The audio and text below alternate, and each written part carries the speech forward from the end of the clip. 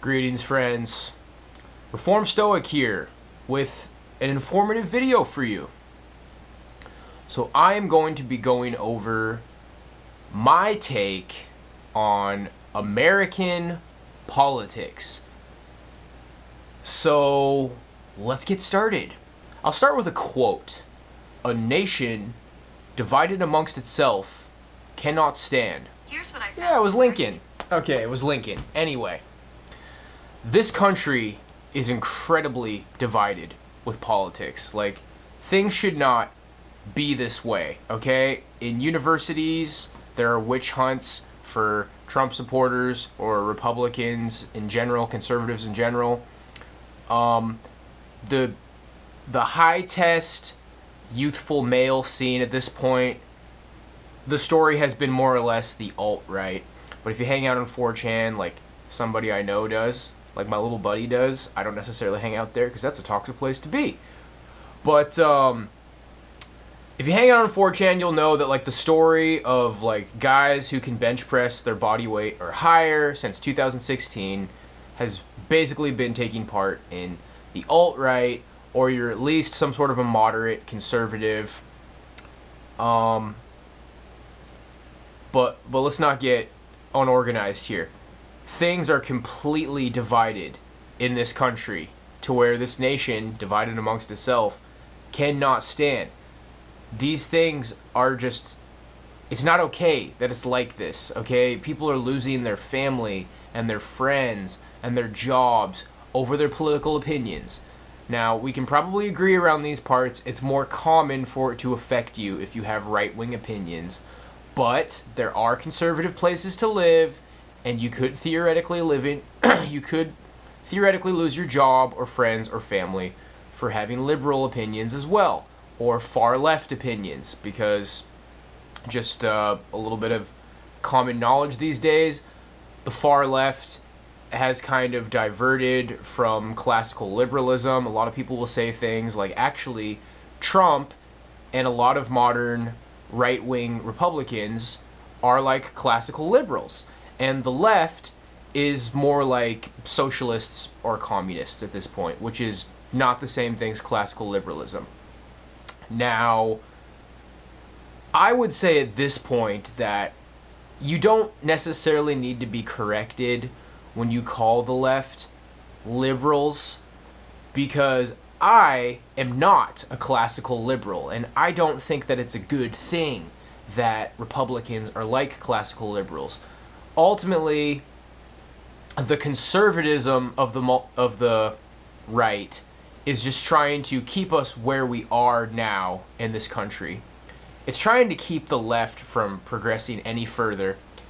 And then on top of that, you know, we do some chores around the world, kind of get that George W. Bush or earlier Henry Kissinger kind of like global, let's have a bunch of wars and make a bunch of money type of deal going on, which ultimately will continue under the left as well.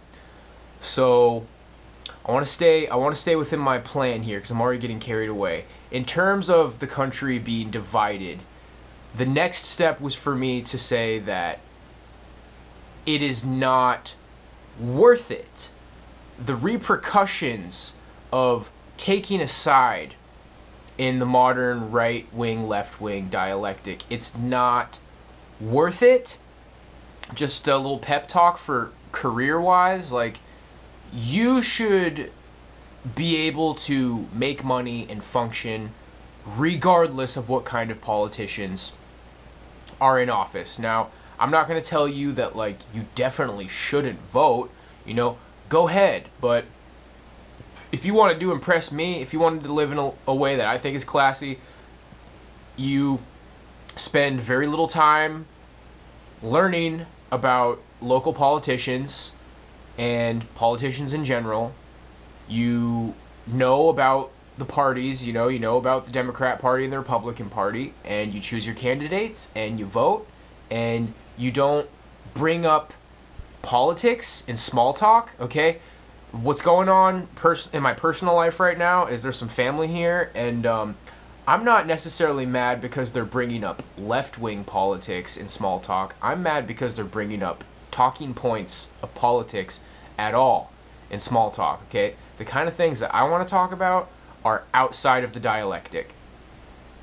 So, the country's divided, and it's not worth it for you to get into politics. The kind of chaos that's going to be unleashed on your life. Because let's do a little overview, starting with Trump, and then we'll probably go back to Obama and a little bit earlier. But what was a big talking point of Trump? Build that wall. Build that wall. Build that wall. Yeah, we should get a wall. You're horrible. You're a racist. Get out of my. You're fired. Get out of my life. You're not my son. And how's that wall looking? Oh, there isn't a wall. Wasn't worth it, was it? And then Biden, oh, pay the student loans. Pay my loans. Pay my loans. Pay my loans. You're a commie. You need to buck up and pull yourself up by the bootstraps. And my boy got a nice degree, and he paid for it all himself. All of his own hard work. And get out of my face, you dirty commie. Was it worth it? Nope. Loans aren't getting paid. No wall. No loans. It's not worth it. There's a meme, and I don't want to get into all the details of this meme, but there's people getting stomped on by someone who's wearing pants that are half blue and half red. It's like, oh man, I should have voted Republican. I should have voted Democrat. And then, then we can go back and what did Obama really amount to? Well, I can tell you, because I'm not like an expert on what Obama amounted to, but one of the things he amounted to is just getting boomers to just stand and cry and flap their arms. Oh, he's so well-spoken. Every time I was watching an Obama speech with my parents, both my parents would be like, he's just so well-spoken. He's just a class act. That Obama's just a class act. Just so well-spoken. He was just a 5-star puppet to just make boomers cry while he was setting a world record for drone strikes. And that's like a classic right-wing talking point. So, I'm not going to do like an exhaustive history of presidents. And, we could roll it back one more and take a look at George W. Bush. Well, what did George W. Bush amount to? 9/11. And just a little bit about my childhood. I grew up in the time when it was hip to be a Democrat. And we're still kind of in the time when it's hip to be a Democrat. Let's be real. It's always hip to be a Democrat. And this is a perfect segue to my next point. So, I was listening to like bands like NoFX, like Stop Bush, American Errorist, Enemy of the Planet, just everything was anti-Bush. All the bands were anti-Republican. Who wants to be an American idiot? Everything is because that's the establishment, man. Right wing is the establishment, and what we're gonna get into is it is. And the left is a fake rebellion, and that is what we're gonna unpack for the rest of the video. And once upon a time, it was probably almost the best to be left wing, and now it's pretty much almost the best to be right wing, but it doesn't matter, and it's not worth losing your friends or family. That is basically my thesis or my summary of this entire video. Once upon a time, the left was an economic rebellion against the establishment that was really meant to look out for the less fortunate, people with less money. Originally, the left was about helping out people with less money, and it didn't have to do with gender or race because they didn't have as much to work with. So the left has become a fake rebellion against an establishment that we are being taught as young conservative men to think that this establishment party, the right, is one, different than the George W. Bush years. Common 4chan right-wing talking points these days, alt-right talking points, like, man, it's so crazy, like, you had George W. Bush, and I thought he was an idiot, and then we got somebody like Trump who's, like, completely different, man. Trump's our guy, bro. He's not anything like George W. Bush. He's not a neocon at all. And, oh, man, so I feel like I was doing pretty good, but it's almost starting to get a little bit sloppy. So, yeah, I grew up 4th, 5th grade. That was the Al Gore versus George W. Bush election. 9/11, War on Terror, cranking up the deficit. Now, some people try to point out that it was actually Obama who cranked up the deficit. They both did, okay? They both did. So, left, mutated, fake, subverted rebellion against the right, which is the establishment party. And if you're the left, you're like, well, it's not mutated, it's a real rebellion. And if you're the right, it's like, well, what do you mean it's the establishment party? Like, they're both bad. It's not worth losing your friends and family and your job. You're kind of an idiot if, like, all you care about is politics. Okay, moving on to the next section. Let's unpack that. So, for me, a lot of this goes on this channel that some people in my live stream showed me called The Memory Hole, where there's a lot of old C-SPAN documentaries and interviews. I started watching some of them. Some of them had kind of like misleading clickbait titles, but you could stumble across some great stuff.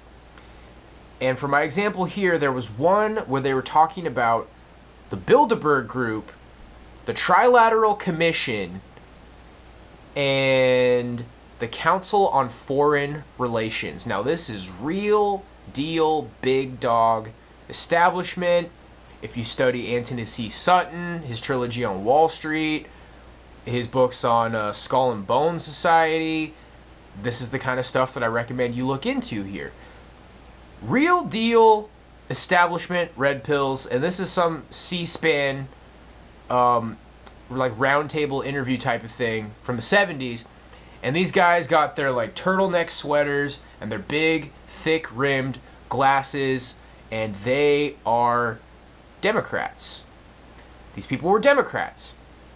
So that's not necessarily how all Democrats were at the time, but you look at talking points from like Bernie Sanders and it's like, we're gonna stick it to the billionaires. By the way, Bernie Sanders wasn't even in the election at all. so if you're, because I remember the right-wing talking points at the time, trying to like, and I'm not saying that I liked Bernie Sanders. I'm kind of naive. I almost want to go back and look a little bit more about what Bernie Sanders was talking about.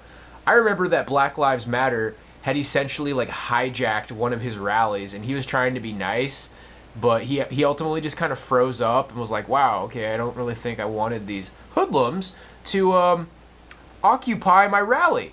But I digress. So yeah, you know, Bernie Sanders said he's going to stick it to the billionaires, and there's going to be these big taxes for the richy rich, but he was never even in the election at all. He was counted out right away. The original Democrat Party had a focus on something way closer to an anti-establishment view. No tax cuts for the rich, big businesses. And then we look at the old school Henry Kissinger, Nixon, Watergate kind of Republicans back then. So, and I'm just really glancing over this stuff. Like I said, I'm not a political science guy. But what you find is people who say that they love God and they love business and we love our military and we love our police and we love our services. And yeah, Kissinger was Council on Foreign Relations, and he was basically the right-wing war strategist, foreign relations guy for the United States for a very long time. And he is the one who taught Klaus Schwab of the World Economic Forum now. So I'm trying to paint this picture of like an old school right wing. We love God, we love our country, but when it comes to, oh, I got this book. See, I got you guys on a big stack of books here. And this one right here, hopefully you guys got a good This is John Courtney Murray, Time, Life, and the American Proposition: How the CIA's Doctrinal Warfare Program Changed the Catholic Church, by David A. Wemhoff, who is a PhD. So I wanted to just mention that book real quick because a big reoccurring theme in that book is Americanism. And Americanism was like the shift of focus for the Catholic Church, and ultimately that was already the direction that Protestants would have been heading in. But for Christians in the United States, Jesuit John Courtney Murray was writing all of these articles about Americanism and a separation of church and state view within the Catholic Church. And then the CEO of Time magazine at the time was, I believe his name was Henry Luce, Luce, I believe it's spelled. He was a Skull and Bones Society, CEO of Time magazine, and former CIA. And they have the saying, once CIA, always CIA. So if you listen to the Four Freedoms speech from FDR, that should give you a good idea of what Americanism is, and part of it is the freedom to worship God any way you want. Like a perennialist, not in line with traditional Catholic doctrine, and ultimately, if you're like a real deal Protestant, you should have a problem with that as well. It's perennial. It's ultimately, and I mean, like, you could take that as like, freedom to be Catholic, freedom to be Protestant, but as it unfolded over the years, it's like there's not going to be a lot of emphasis on your specific religion. I mean, these are just American values. This is actually going to start to like shift into a different direction. I'm going to have to like let that go for now, but this emphasis of worshiping God any way you want, these are ultimately like Freemason values. I would have absolutely no problem with living in a country where the emphasis was on my religion and my traditions and my way of worshiping. I don't know how you guys feel. Maybe you feel similar, but you check out the Four Freedoms speech by FDR. Maybe pull up some articles from John Courtney Murray on Americanism. So the right wing, the old school right wing Republicans, they have an Americanist view where it's just kind of like trying to put your faith on the back seat of, we love America, we love freedom, we love democracy. Okay, and when you start unpacking that, it's like, because this is a lot of what Vatican II seems like it was about, at least according to David Wemhoff in the book that I mentioned. Because ultimately, Catholics were not for separation of church and state, traditionally. And people were really worried about JFK because he was the first Roman Catholic in office, I believe. Off the top of my head, if that's not true, he was a Roman Catholic. And, the powers in our country, these Council on Foreign Relations people, these Freemasons, these establishment boys, they do not like Roman Catholics having power in this country. And it seems to me like Vatican II was really just trying to tame them and get them more in line with the Americanist conservative view. So that's a little bit tough. Maybe off the top of your head you're like, I don't get it. I don't see what the problem is with Americanism. And then maybe you're just kind of one of these people that I don't really see eye to eye with. Because for me, conservatism is really going to be like, if you read the compendium of the Catholic Church, it's anti-abortion, it's anti-divorce, it's anti-fornication. Sex is between married people. It's, and all the things that come with that, like having children out of wedlock. That's what conservatism means to me. Like, basically, a traditional Catholic is a conservative. But With Americanism, it's like, we love our country, which, you know, I would love to love my country. Let's not get lost there. Like, love our country, love our military, love our government, love capitalism. I love freedom. I love the freedom for people who I don't agree with to have power and control here, which maybe sounded great. You know, they say that the way to hell is paved with good intentions. So you're looking at the original left wing and right wing back in the 50s and 60s. Left wing was like these turtleneck, thick-rimmed glasses people talking about the Trilateral Commission, Bilderberg Group, and the Council on Foreign Relations, and maybe pointing out things like how Henry Kissinger is Council on Foreign Relations, and he's in control of our war affairs, and, you know, being against the Vietnam War, which, boy, I could just go on and on about that as well. We're 22 minutes in. So the left was like against the war, and they exposed establishment within our government, and the left probably would have been the people who were talking about the CIA assassinating Kennedy, which is very, very likely. I think there was actually recent documents that came out that more or less said that that's what happened. So the left was anti-establishment, and then the right was like, that's ridiculous, we gotta support the troops, and they're off to war, boys, we love America, we love America. Flamethrowing 12-year-olds in foxholes. And I wasn't around for Vietnam, okay? I don't like dislike the troops, I don't dislike the military necessarily. I don't agree with what our country does. I'm anti-establishment. So the way I am, I probably would have fit right in with Democrats in the 60s and 70s. Okay, so that's that.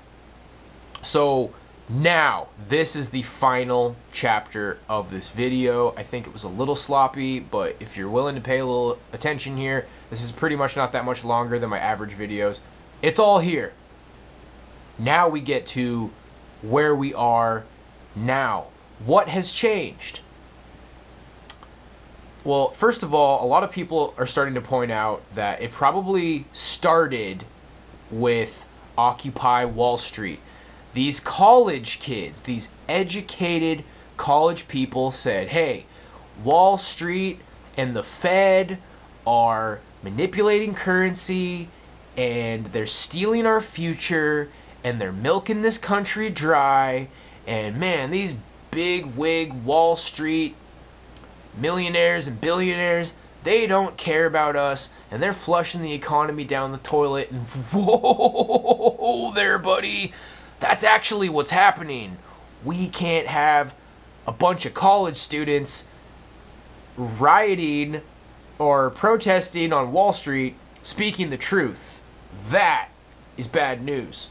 So what we're gonna have to do is create something that looks a lot like communism versus fascism. We need to create a dialectical struggle in this country so everybody can be all wrapped up in a bunch of bullshit. That's Hegelian Dialectic 101. You can see all kinds of dialectics through history. Ultimately, Girondins and Jacobins seem to have both been controlled forces. If you look into Anthony C. Sutton's trilogy on Wall Street, it suggests that that Wall Street funded the communist revolution and Hitler. Now, there's some people who have problems with that theory, but I would look into it. Dialectics. Opposite sides of the same coin, basically. Now, I would say that it is not too much of a stretch to say that the modern far left are like communists and the modern far right are like fascists. And if you go to 4chan poll where my friend hangs out, my friend isn't like a super radical, he's not a far right-wing guy at all. This is just the only place left on the internet where there's free speech, and you know it's littered with feds who are just pulling up your IP address, and, you know, if you say anything you're not supposed to say, they're going to put you on a watch list. So be careful if you're hanging out there with my friend. People on 4chan are basically bragging about like loving Hitler and agreeing with everything the Nazis do, and you know, like wishing that Hitler won. And then if you call them a Nazi, they're like, and this is where people are gonna be like, dude, you're a cuck, because there's a big, strong alt-right movement. It's like, look, dude, if you want to be a Nazi, I mean, because that's basically your position. It's like the Patrick Star. It's like, this is your post on 4chan. Yep. That's a picture of Hitler. Yep. You're saying that Hitler should have won in World War II. Yep. Since you made this post about Hitler and that he should have won World War II, and you agree with everything the Nazis do, it basically sounds like you're a Nazi. Well, that sounds pretty reasonable to me. So you're a Nazi. You're a cuck, and you're an idiot, and that's ridiculous. Now I'm starting to feel like I could get in trouble just for saying these things. I'm not this. I think the whole purpose of this modern dialectic is to take what was once the rebellion against the establishment, okay? It was an economic rebellion. It was pointing out the plundering and the interest groups, the CIA, the establishment, and how they are ultimately unjust and how they don't care about the people. It's taking this rebellion and it's making it all about feminism, LGBT, trans, race relations, and then yeah, obviously we have the civil rights movement. And I'm not saying I disagree with civil rights. Like, I think that the people who were here should have civil rights, but what you guys got to understand about the civil rights movement is that at that time they passed a bill where you basically weren't allowed to like be a citizen here unless you like were European or something. I'm a little bit rusty on that bill. It opened the floodgates for immigration, okay? Layman's terms, civil rights, they opened the floodgates for immigration. And your parents grew up in a 80% white country, and we are now living what is very close to becoming a sub 50% white country. And I'm not saying I hope it's okay to say that. Like, I hope it's okay to point out reality. The demographics in this country have shifted. And boomers just virtue signal about how wonderful it is. And, you know, they're done with college. And they're pretty close to done with their careers. And they're going on never-ending amounts of vacations. And they're comparing, like, square footage of their retirement dream houses that they worked their whole life for in a different economy, in a different demographic, in basically a different country with different political parties. So what was once an economic rebellion for the citizens of this country, it was a rebellion against the establishment for the citizens of this country, which was primarily homogeneous. It was like 80% white. Now we live in a Neapolitan ice cream country where what's the problem with that? Like, what would be the problem with diversity? It's all for the state, you guys, okay? They want atomized people with no culture, with nothing uniting them. This country is not united, okay? Like, back to the original Lincoln quote, a nation divided amongst itself cannot stand.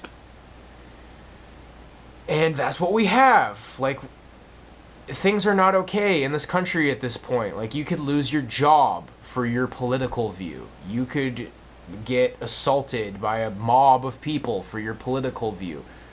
It's fallen apart. And that's ultimately what dialectics are about. And the purpose of it would be to basically keep people away from the truth. And if you realize the truth outside of the dialectic, because what people point out now is that the left are with the establishment. The left is saying, trust the experts. The left is saying, trust the experts, okay? That's the modern left. because the experts love feminism, and they got the Black Lives Matter pictures, and they got the rainbow I have pride pictures, and, you know, corporations are celebrating Pride Month.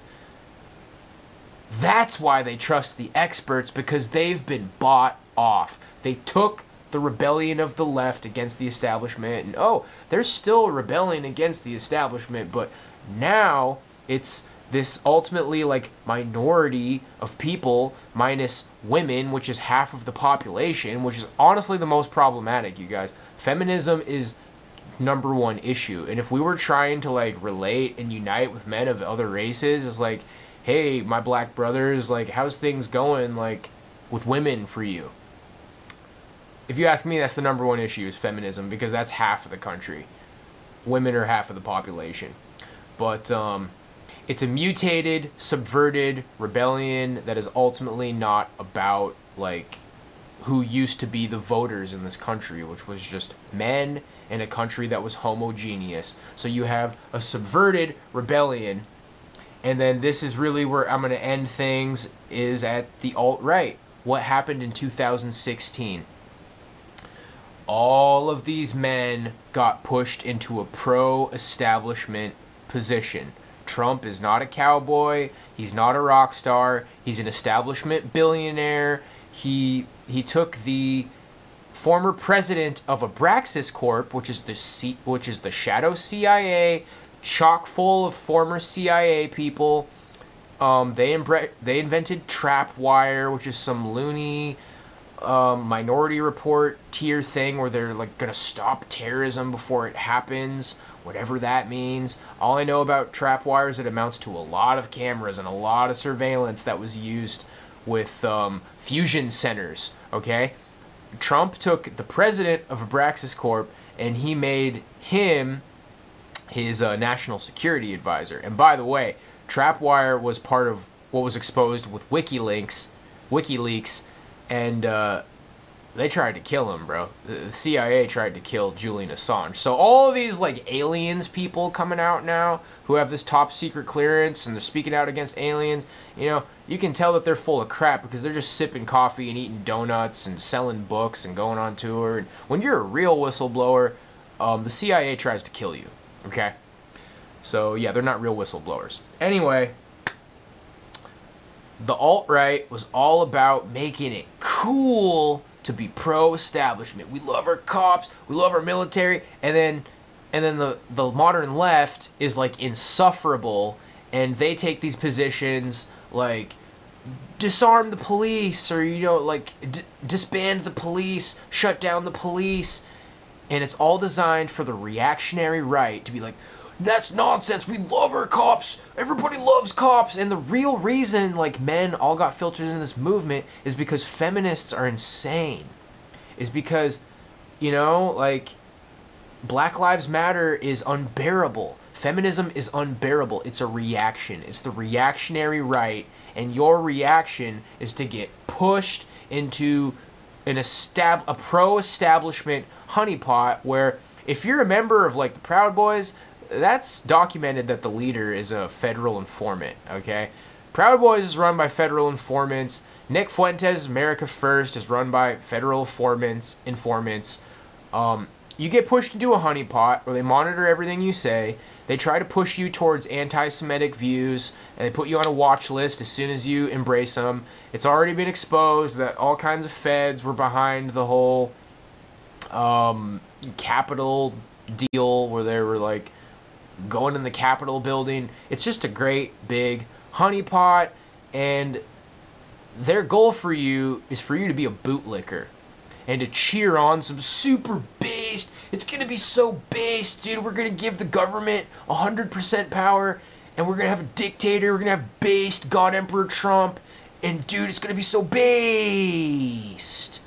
When we're eating a big establishment boot that's completely unchecked, and you're going to give the technocracy 100% control, it's going to be Klaus Schwab. It's going to be the World Economic Forum. It's going to be Bill Gates, okay? It's going to be the people that you don't like. No, dude, it's going to be based Elon Musk, yeah, with his Neuralink. with his Neuralink, and you're not going to be able to compete with AI without Neuralink, guys. Man, that kind of sounds like the mark of the beast, doesn't it? So the left and the right both lead to the same place, okay? Because as a right-winger, you probably understand, but the World Economic Forum are leftists, and Bill Gates is a leftist. Well, you're bootlicking, totally based, red-pilled, right-wing, fascist regime. It's going to be those same talking heads, you guys. It's going to be those same technocrats in charge. And yeah, I mean, the left is ultimately also trying to take us to a kind of authoritarianism. They're trying to take us to some loony, anti-Christian, communist authoritarianism. But that's where you read Anthony C. Sutton and realize that communist governments aren't self-sufficient, and they rely on, like, exporting, and, well, capitalists love it. Capitalists love communism, bro. Yeah. So that's pretty much it, you guys, is that you should not let politics, like, ruin your job and ruin your friendships and ruin your family. It's not worth it. Trump didn't build the wall, and Biden didn't pay the student loans. And once upon a time, the left was maybe kind of in the right place to some extent, rebelling against the establishment. I know I didn't say a lot about, like, early left-wing presidents, and, you know, honestly, like, JFK wasn't necessarily a hero or anything, but he had that quote about the secret societies and their plan to control every American, and he got killed, and it looks like it was the CIA that did him in. And so now, you know, common right-wing talking points are like, oh, it's so crazy, dude, because now the left is pro-establish, like, the left is all about corporations and the government, and right-wingers are anti-government. No, right-wingers are pro-military. Right-wingers are surrounded by feds and spooks at all times, literally, like, being led by feds to, you know, march in on the Capitol, and it's crapping on your soul, you guys, okay? This whole, like, it's not good to be racist. I'm not racist. That's not what this is about for me. You're meant to look like the villains, okay? They're trying to make you look bad. This right-wing 4chan edginess, all this edginess and saying the N-word, and, like, feds are designing that. Feds designed the Pepe the Frog meme. It's like, dude, we did it, a bunch of autists on 4chan. We made all the Pepe the Frog memes, and we did it, dude. We got Trump in office. No, that whole thing was a honeypot. That whole thing was orchestrated and created by CIA and feds and people, like, way smarter than the autists in their basements, and you fell for it. Like, the alt-right is a honeypot, and it's controlled opposition, and so is the left. The left is just, it's not going to get anywhere, dude. We did it! Everybody's wearing pussy hats, and everybody's and, you know, we gave billions of dollars to climate organizations. Let me tell you about climate change, bro. We got this organization here in my hometown, the NFFW, and they're getting all kinds of funding, because, yeah, we're going to stop climate change. Bro, they're led by the head of the Alaskan State Defense Force. They got former Lockheed Martin, bro. They got somebody from FEMA working there. That shit glows, okay? So all this, like, we're going to save the environment, just give us billions and billions of dollars. Of course, climate change is a scam. What you really would want to do is, like, you know, tell India to implement this, like, green technology, and go to China and India. Like, anyway, guys, I'm not telling you, like, how to vote. I'm not telling you either party is different. I'm saying, like, you got to take care of yourself and your family, and don't get wrapped up in this. And, yeah, the real movement, we talk about that here, boys. And when you start speaking outside of the establishment, you might have some interesting experiences in your life, man, because JFK was right. There is a plot to enslave America, and part of it was pushing all these young men to be bootlickers. We don't lick boots around here, gang. So we're 40 minutes deep, a little bit sloppy, But yeah, this is probably like one of my more informative academic videos, and I'm looking forward to hearing what you think. God bless you, friends. Have a good one.